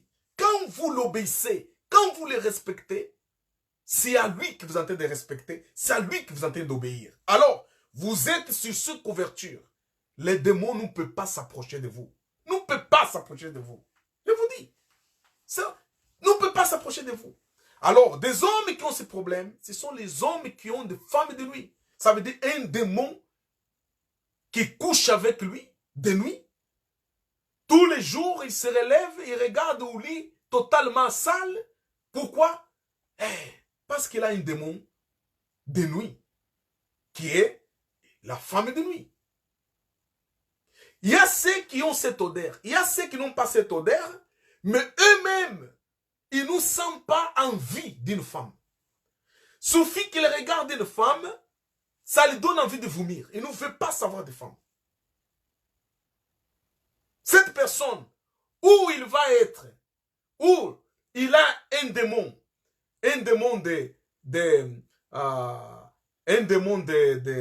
de homosexuel, ou il a un démon de femme de nuit. Alors, quand cette démon de femme de nuit le voit, lui, s'approcher d'une fille, automatiquement, cette démon vient et laisse, en fait, vient auprès de lui, il fait sortir une haleine désagréable qui fait la fille fuir de lui. C'est un démon. Si vous avez des gens, vous connaissez des gens qui ont ce problème, les amène à la parole de Dieu. Les amène à la parole de Dieu pour être délivrés par la parole. La parole de Dieu en Jésus. Il a la puissance de délivrance. Amen. Il y a aussi les filles qui ont ces problèmes aussi. Une fille tellement belle, sa vie c'est maquiller tout le temps, maquiller, tous les habits qui sortent dans la mode, il a ces habits-là. Mais les garçons ne s'intéressent pas d'elle. Ne s'intéressent pas d'elle. Si les garçons s'intéressent d'elle, c'est pour l'abuser simplement. C'est pour l'abuser. Après l'abuser, il ne veut plus même les regarder. Il devient comme un papier toilette. Il se pose question, mais je suis tellement belle. Pourquoi les garçons ne me marient pas? Pourquoi les garçons ne s'intéressent pas à moi? Pourquoi les garçons ne sont pas sérieux envers moi pour me marier? Non, tu as un problème. Tu as un problème. Ça veut dire que tu as un démon de nuit. Et cette démon de nuit qui te prend comme ta femme, cette démon ne peut pas accepter qu'un homme te marie. Ne peut pas accepter. Et il va créer des problèmes entre toi et cet homme. Et il va faire cet homme désister. Il va créer des situations que cet homme va totalement se désister de toi. Et pourtant, tu es une belle femme, une femme canon. Une femme qui, quand passe dans la rue, tout le monde veut voir. Mais pourtant, tout le monde qui veut te voir simplement pour s'approcher de toi, il t'abuser. T'abuser simplement. Après de t'abuser, il te lâche comme un papier toilette. Donc, ça veut dire que cette fille, elle a un problème. Elle a un démon de nuit. Ça veut dire un mari de nuit. Elle a besoin de Jésus dans sa vie. Elle a besoin d'être délivrée. Elle a besoin de s'approcher pour écouter le véritable évangile qui est accentué sur la parole du Seigneur Jésus. Et quand il écoute la parole, il prend sur elle la parole et respecte la parole. Cette parole a la capacité et la puissance de le délivrer de cette démon. Et c'est comme cela que vous allez voir, passant une période, il y a quelqu'un qui va le marier. Pourquoi? Parce qu'il a tellement appris de Dieu, appris la parole de Dieu, il est sérieux dans la parole et respecte la parole de Dieu. Avant toute chose, il y a une récompense. Dieu l'a purifié, Dieu l'a protégé, Dieu a détruit cette démon qui était dans sa vie. Elle est libre. Maintenant, l'homme va le voir qu'elle est une belle femme, il va lui proposer mariage, il va être marié. Vous voyez, ce sont des choses que vous ne comprenez pas. Que vous ne comprenez pas. Alors, je vais encore dans la profondeur de cette truc-là. Seigneur Jésus dit, c'est lui qui convoitise. Vous ont dit ne pas commettre adultère, mais c'est lui qui convoitise une femme, elle a déjà commis l'adultère à son intérieur. Écoute-moi bien. Comment beaucoup de garçons et filles ils ont des démons de nuit, maris de nuit ou femmes de nuit dans leur vie. Parce que sans Jésus dans ta vie, avec vos habillements démoniaques que Satan est en train de vous enseigner de s'habiller, vous s'habillez, surtout les filles, au rien de couvrir ton corps, respecter ton corps en sachant que ton corps est temple du Saint-Esprit de Dieu. Tu vas t'habiller totalement, en fait, dénudé. Esprit de serpent, dénudé. Et tu crois que quand tu es nu comme ça, les hommes vont courir derrière toi. Oui, ils vont courir derrière toi pour abuser de toi. Parce que toi, tu es en train de démontrer ton intimité aux hommes. Eh bien, les hommes vont s'approcher pour abuser de toi. Quand ils vont finir d'abuser de toi, il y a ces hommes à qui tu vas croiser avec eux. Ce sont aussi des serviteurs du diable. Quand tu vas faire l'acte sexuel avec eux, avec lui, il va te passer son démon dans ta vie. Parce que tu as fait un concert, une alliance de sang. Parce que quand le sexe est fait, il y a une transmission de sang. Il y a une alliance sanguine. Et dans cette alliance sanguine, si la personne qui est en train de faire ça avec toi, c'est une personne démoniaque, qui a des démons, il va te transmettre ces démons. Il va te transmettre ces démons. C'est comme ça que beaucoup de garçons, à partir du moment qu'ils sont croisés avec une fille qui a des démons, les filles qui ont des démons, un exemple, une fille qui fait des traitements traditionnels, une fille qui est partie faire des médicaments traditionnels, il a fait des sacrifices, l'ont fait boire des choses, ils ont fait des incisions dans son corps, ils ont pris le sang, son sang à elle, ils ont fait je ne sais pas quel mélange, ils l'ont l'amené je ne sais pas où, il porte des trucs dans sa ceinture, il porte, c'est toutes ces choses-là, ce sont des choses démoniaques. Cette fille, c'est une fille qui a des démons dans sa vie. Quand toi, un garçon qui n'a pas Jésus, même parce que tu vas te croiser avec elle, au moment que tu vas te croiser avec elle, tu vas te mettre en relation avec son démon à elle. Et quand tu vas entrer chez toi, tu es en train d'apporter un démon de cette femme. Est-ce que vous comprenez ça? Et qu'est-ce qui va se passer? Et là, tu verras que la personne va perdre maintenant, s'il est marié, va perdre envie de sa femme. Quand il regarde sa femme, rien l'attire. Il va commencer à sentir maintenant envie de se séparer d'elle. Parce qu'il ne l'attire plus, il n'y a rien. Et c'est ça qui oblige beaucoup de femmes, quand la femme voit comme ça, elle est innocente, elle ne sait rien. Il pense que peut-être parce que je ne suis plus belle, c'est pour cela que mon mari ne m'aime plus. Et la femme va commencer maintenant à s'habiller comme des Brésiliens. En fait, être nue. Vous voyez? Être nue. Quand il voit qu'il se met tout le temps nu devant l'homme, et l'homme ne s'occupe d'elle, il va dire, ok, maintenant je vais le mettre en jalousie. Va s'habiller totalement nu, il va sortir dans la rue nu, pour que les hommes de la rue le regardent, pour faire son mari tomber dans les jalousies. Manque de sagesse. Ça s'est passé avec plusieurs. Alors, il marche avec son mari, mais elle est habillée comme une prostituée. Totalement nue. Les seins se voient. Son corps, tout se voit. Donc, il n'y a rien qui est caché. Tout est transparent. Elle a mis un truc dessus pour mentir qu'elle est habillée. Mais quand elle marche dans le soleil, je ne sais pas où, tout le monde voit son corps. Et les gens même voient les couleurs de bikini qu'elle a mis. Les gens voient. Tout ça pourquoi? Parce qu'il veut attirer les hommes. Veut attirer les regards des hommes. Il y a aussi des femmes qui sont obsédées. Ça, c'est une démon, ça. Sont obsédés. Il veut que quand il est dans la rue, les hommes doivent les regarder. Si un homme ne le regarde pas, il est triste. Il entre à la maison totalement triste. Et alors, on va marcher dans la rue en regardant gauche à droite aux hommes pour tirer l'attention de l'homme. Même que la personne ne voulait pas les regarder, parce qu'elle est là en train de les regarder, cette personne est obligée aussi de les regarder. Donc ça, c'est un démon, ça. Il faut être délivré de ça. C'est un démon. C'est un démon. C'est un démon.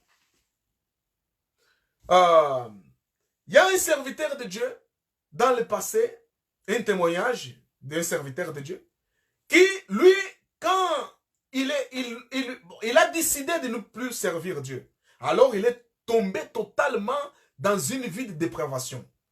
Alors, il a voulu marier une femme. Il a fréquenté cette femme et il a commencé à sortir avec elle.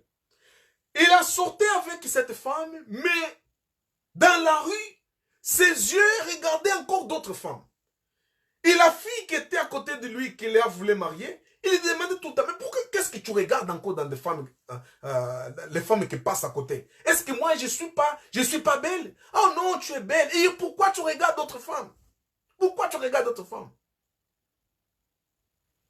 Jusqu'un jour, quand Dieu l'a récupéré, il a compris que ça, c'était un démon que le diable avait mis en lui pour le faire tomber vraiment dans l'esprit d'adultère et de fornication.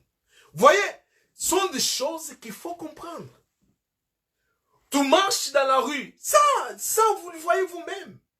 Tu marches dans la rue avec ta femme, mais tu regardes gauche, droite, gauche, droite.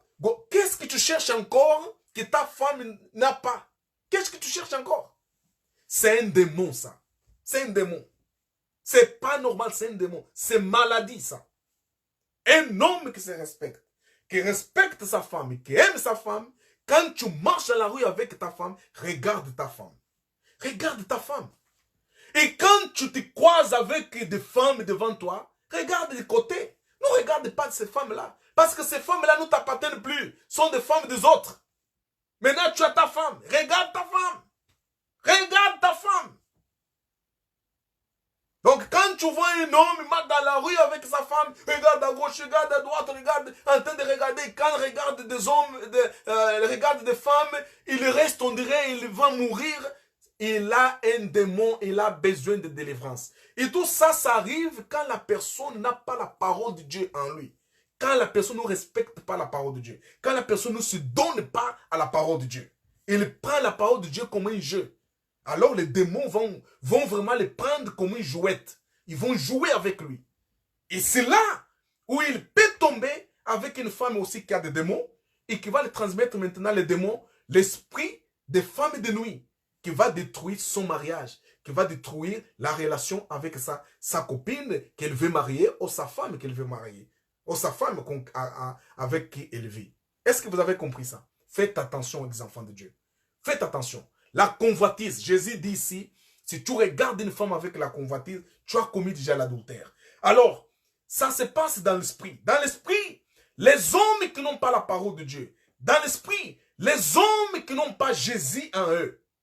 Ces hommes-là, leur vie, c'est regarder tout le temps les femmes. Regarder tout le temps les femmes. Quand ils regardent la femme, ils les convoitisent. Quand ils convoitisent cette femme, automatiquement, il est en train de commettre adultère avec elle. Dans l'esprit, lui, s'il a un démon, s'il a un esprit mauvais en lui, il peut, dans la nuit, aller se mettre avec cette femme. Il peut, dans la nuit, se mettre avec cette femme. Parce qu'il a un démon en lui. Est-ce que vous comprenez ces choses-là que je vous dis? Est-ce que vous comprenez ces choses que je vous dis, les enfants de Dieu? À cause de quoi? À cause de la convoitise. Alors, la convoitise, c'est une arme que le diable utilise beaucoup,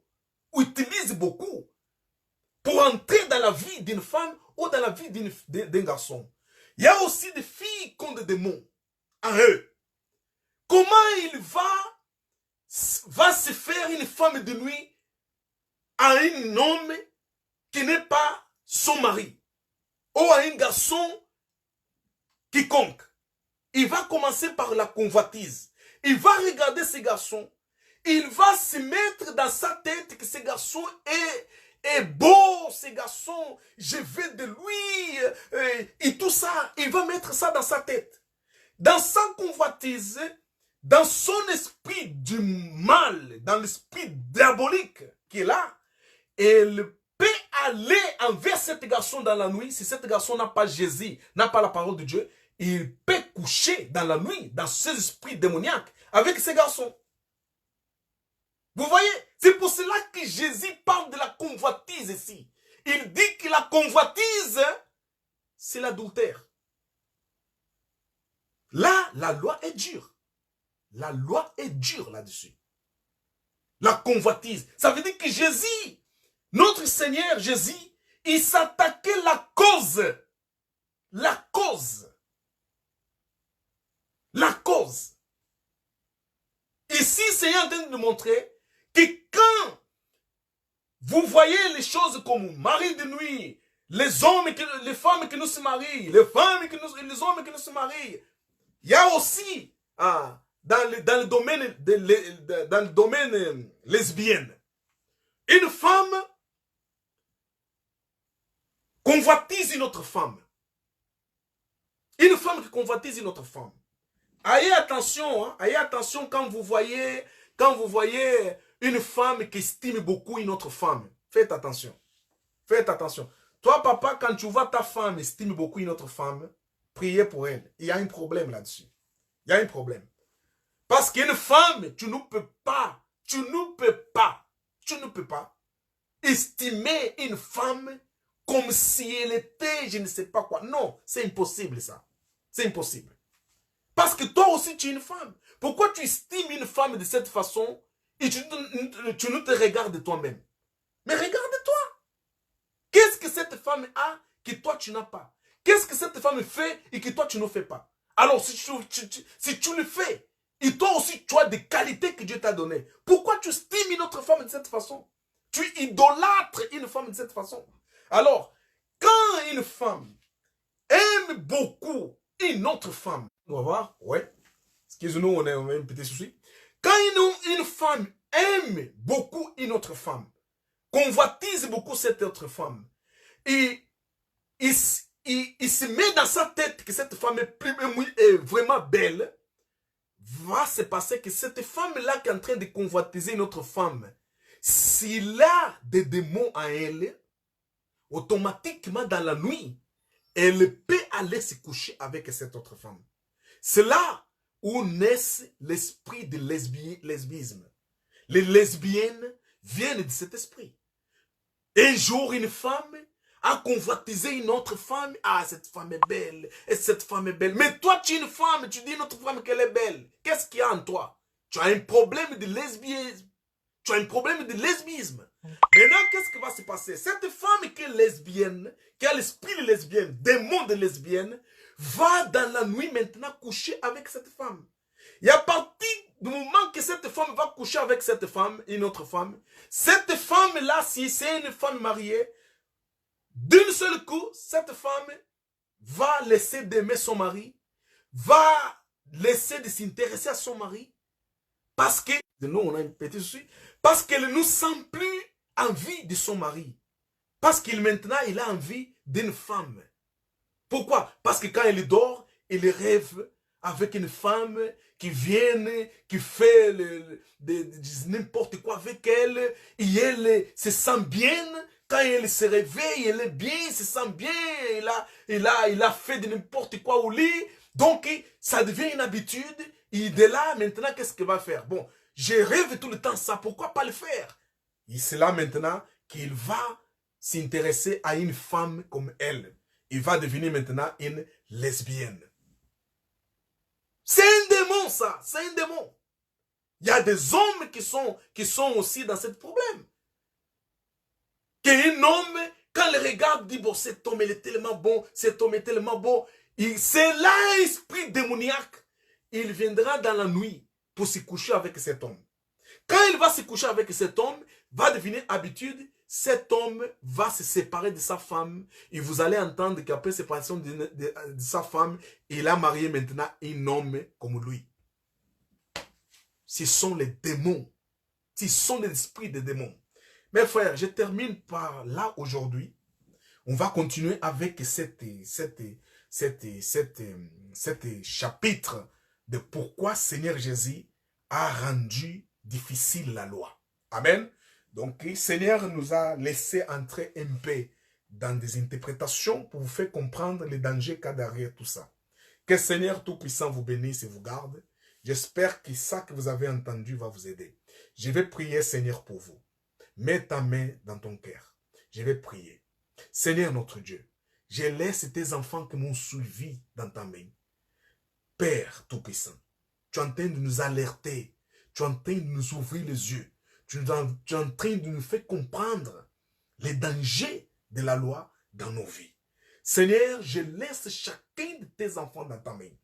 Au nom puissant de Jésus-Christ de Nazareth, que ton esprit touche leur esprit, corps, âme, pensée, afin qu'ils puissent se soumettre à ta parole.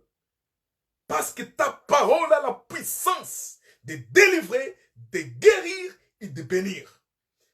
Que ta bénédiction soit sur chacun de tes enfants au nom puissant de Jésus-Christ. Tout esprit démoniaque qui essaye de perturber la vie des enfants de Dieu dans tous les aspects de leur vie. C'est tout ça que je viens de parler et dévoiler. Lesbisme. Oh, l'esprit du mal. Au nom de Jésus, j'ordonne qu'il lâche les enfants de Dieu. Lâche ce qui tu es en train de soumettre sur les servitudes. Merci Père. À tes enfants, bénisse, parce qu'il fut déjà délivré à 2000 ans à la croix de Golgotha. Bénisse et garde et protège. Donne l'envie de respecter ta parole. Donne l'envie d'obéir et pratiquer ta parole. Parce que par moyen d'obéir ta parole, il y a la bénédiction, la guérison, la protection et la délivrance. Merci, Père, d'avoir fait cela au nom puissant de Jésus-Christ. Que cette parole aide et délivre à celui qui l'a entendu au nom puissant de Jésus-Christ. Merci, Seigneur Jésus. Nous laissons tout ce qu'on vient d'écouter dans ta main. Que le Saint-Esprit travaille dans la vie de chacun à travers cette parole qu'il a entendue. Pour sa délivrance et bénédiction.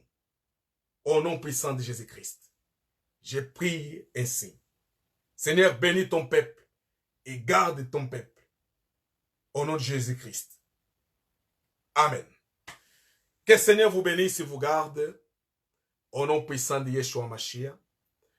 On va continuer avec ce chapitre vendredi prochain à partir de 20h, 20h quelques. Soyez attentifs dans notre mur de Facebook. On va mettre l'air qu'on va débuter la continuation de cet enseignement d'aujourd'hui. Amen. Que le Seigneur vous bénisse et vous garde. Pour tous les frères qui parlent portugais, nous serons en direct demain à partir de 20h. Donc, suivez-nous en portugais demain à partir de 20h. Nous faisons tout l'effort afin que les enseignements que nous administrons en français soient aussi traduits en portugais. Amen. Je pense même que la réunion qu'on pense faire en portugais, selon ce que c'est en train de nous faire comprendre, c'est va la peine de faire cela. On va faire une seule réunion. Il y aura dans cette réunion traduction en plusieurs langues. Comme ça, celui qui parle portugais va aussi écouter. Si un jour, Seigneur nous donne la possibilité de prêcher en portugais, on va prêcher en portugais. Il y aura traduction en français. Si on prêche en français, il y aura traduction en portugais. Donc, c'est ça que je voudrais vous dire. Alors, ne manquez pas, pour ceux qui parlent portugais, demain à 20h. Évitez les autres. Ayez l'habitude d'éviter les autres. Les gens qui sont dans vos groupes de Facebook, etc., envoie-les un lien de notre Facebook. Les évite en disant, écoute, il y aura les enseignements samedi en portugais. Participe. Hein? Il y aura un enseignement vendredi à 20h. Participe. En faisant cela, tu es en train de contribuer pour l'œuvre de l'évangile. Et Dieu ne manquera pas de te bénir au nom puissant de Jésus-Christ. Amen. Que Dieu vous bénisse et vous garde. À la prochaine. Que la paix du Seigneur et la grâce du Seigneur soient sur chacun d'entre vous. Amen. À la prochaine.